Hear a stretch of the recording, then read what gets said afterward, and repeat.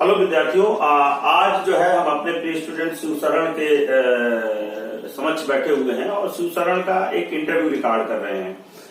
शिवशरण के बारे में जानकारी देखिए ये है कि ये 2016 में हमारे संपर्क में आए और लोक प्रशासन मुख्य परीक्षा के लिए इन्होंने कोचिंग ज्वाइन की। जिस क्लास को इन्होंने ज्वाइन किया तो ज्वाइन किए हुए मुश्किल से 3 या 4 महीने हुए होंगे और इनको एक पोस्ट यूपी ट्रिपल एसएससी के थ्रू 2016 में मिली। उस पोस्ट का नाम था यूडीए एलडीए। उस पोस्ट के मिलने के बाद भी ये लगातार निरंतर सिविल सेवा के प्रति अपना समर्पण भाव रखे रहे और अंतोगत्वा अभी इनकी एक पोस्ट ज्वाइनिंग भी नहीं हुई है। मेरे ख्याल से 4 या 5 दिनों के अंदर ज्वाइन हो जाना चाहिए। यूपी सचिवालय, उत्तर प्रदेश सचिवालय में समीक्षा अधिकारी की पोस्ट पर इनका चयन अंतिम तौर पर हो गया है।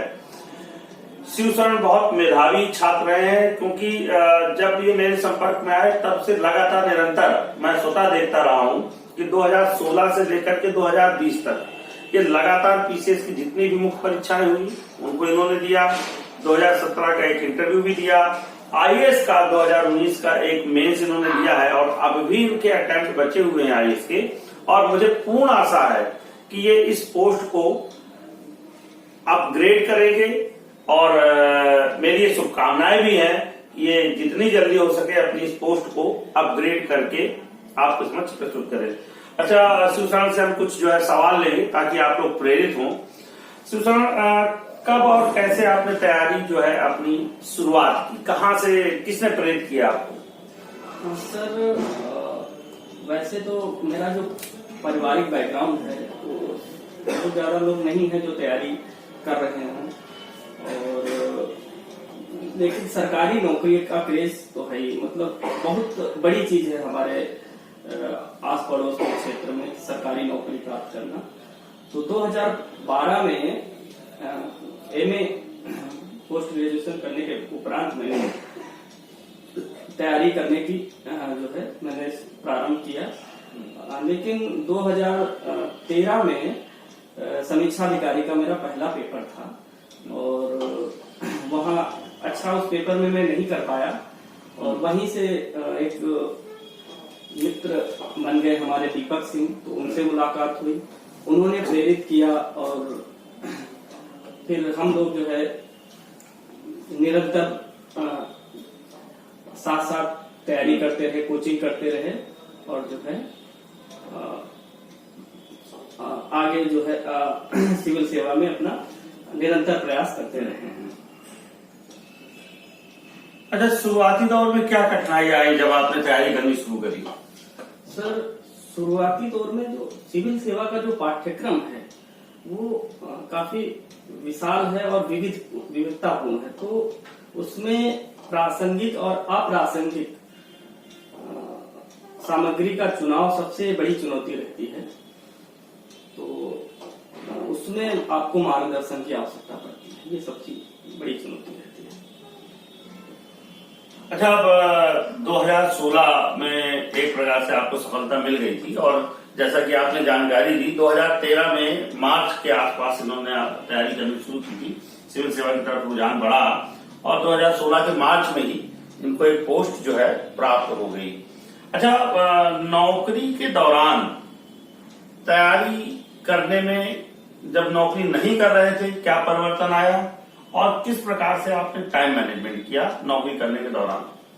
सर, नौकरी करते समय आपको टाइम मैनेजमेंट करना बहुत महत्वपूर्ण हो जाता है क्योंकि आपको जॉब में भी अपना कंट्रीब्यूशन देना है और अपनी तैयारी को भी नहीं पीछे होना। तैयारी में भी कंपटीशन जो है आप लगातार बढ़ रहा है, तो आपको निरंतर डेली बेसिस पे अपने टारगेट बनाने पड़ेंगे और साप्ताहिक आधार पे आपको टारगेट बनाने पड़ेंगे। आपको निरंतरता, आप जो है ये नहीं कि आज पढ़ लिया फिर 2 दिन ब्रेक हो गया, लगातार आपको पढ़ने की आवश्यकता है और साथ साथ में आपको जो है धैर्य जरूर बनाए रहे तैयारी के बीच। और लगातार ऐसा अनुभव देखा जाता है कि बच्चे जब विज्ञापन निकलता है या एग्जाम नजदीक होता तब तैयारी करता है, लेकिन मेरी सलाह यही है जो नौकरी करने वाले हैं, लगातार पूरे साल लगातार प्रयास करते रहे, पूरे साल तैयारी करते रहे।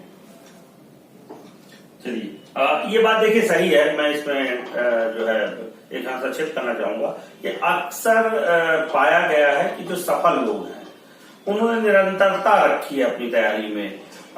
इस तैयारी की सबसे बड़ी डिमांड ही यही है कि आप जो है निरंतरता रखें और उत्साह पूरे समय जो है बनाए रखें, और साथ ही साथ अपनी गलतियों से सीखते रहें।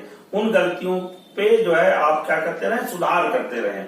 ये एक मुख्य मांग होती है सिविल सेवा परीक्षा की तैयारी के दौरान। अच्छा, शारदा IAS के बारे में कुछ आपके अनुभव 2016 में जब आपने ज्वाइन किया, आज तक निरंतर जुड़े हुए हैं, कुछ विशेष अनुभव हुए हो तो बताएं। सर 2016 में सर से मुलाकात मेरी हुई और लोक प्रशासन एक सब्जेक्ट के रूप में उस समय हमने चयनित किया था। तो सर का जो उसमें गाइडेंस है बहुत महत्वपूर्ण है। इसके अलावा सर का निबंध और हिंदी जो लिखित होता है उस पे काफी जो है व्यक्तिगत मार्गदर्शन भी लगातार मिलता है, और उसके अलावा हमेशा मोटिवेट भी करते रहे हर एग्जाम के लिए समय समय पे जो भी गाइडेंस जरूरत होती है वो सब देते रहे।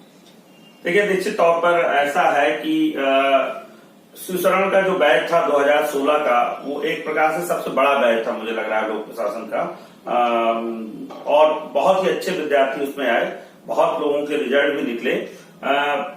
लेकिन इसमें जो प्रयास है उन विद्यार्थियों का अपने आप में बहुत ज्यादा है, क्योंकि विद्यार्थी बहुत सारे होते हैं क्लास में, कुछ विद्यार्थियों का रिजल्ट निकल पाता है। तो निश्चित तौर पर इसका जो श्रेय है शारदा IAS हमेशा ऐसे विद्यार्थियों को देता है जो निरंतर मेहनत करते हैं। अच्छा, लास्ट में मैं कहना चाहूंगा, चूंकि आपकी एक नौकरी है, उस दौरान आपने अपना समय जो है नियोजित किया, तो ऐसे लोग जो नौकरी कर रहे हैं, मेरे पास बहुत सारे ऐसे विद्यार्थी आते हैं जो शिक्षक हैं, बहुत सारे ऐसे विद्यार्थी आते हैं जो डॉक्टर हैं, इंजीनियर हैं, और उनके मन में एक कसक है कि भाई काश मैं भी सिविल सेवक बन पाता, लेकिन उनका कहना होता है सर समय नहीं मिल पाता है, कैसे समय नियोजित करें। ऐसे विद्यार्थियों के लिए आपका क्या संदेश है? सर पहली बात तो ये कि दोनों तरह की, जो जॉब में है या जो जॉब में नहीं है, दोनों के लिए मेरा सुझाव यही है कि निरंतरता जरूर बनाए रखें। अगर तैयारी कर रहे हैं तो पूरी क्षमता के साथ करिए, मतलब आधे अधूरे मन से ना करें। नहीं तो अगर आधे अधूरे मन से करना तो आप दूसरा कोई अपना रास्ता चूज कर लें, क्योंकि कंपटीशन लगातार बढ़ ही रहा है। और अनावश्यक समय बिल्कुल ना बर्बाद है। जब आप जॉब में होते हैं तो सबसे ज्यादा महत्वपूर्ण होता है समय प्रबंधन। तो आप अनावश्यक समय बिल्कुल नहीं बर्बाद करें, सोशल मीडिया और छोटी छोटी चीजों में उस पर कम समय बर्बाद करें, और निरंतर अभ्यास करें और धैर्य जरूर बनाए रखें। हो सकता है कि समय कम मिल पाता है आपको, 1-2 प्रयासों में सफलता नहीं मिलती, लेकिन धैर्य जरूर बनाए रखें। चलिए, देखिए शिवशरण ने महत्वपूर्ण बातें बताई, इसमें मैं और जोड़ना चाहता हूँ। बहुत सारे ऐसे जो है उदाहरण हमारे समक्ष हैं जो नौकरी करते हुए अपनी एक अच्छी सिविल सेवा की पोस्ट जो है प्राप्त करते हैं। बस बात सिर्फ इतनी है कि आपकी लगन कितनी है, समर्पण कितना है, निरंतरता कितनी है।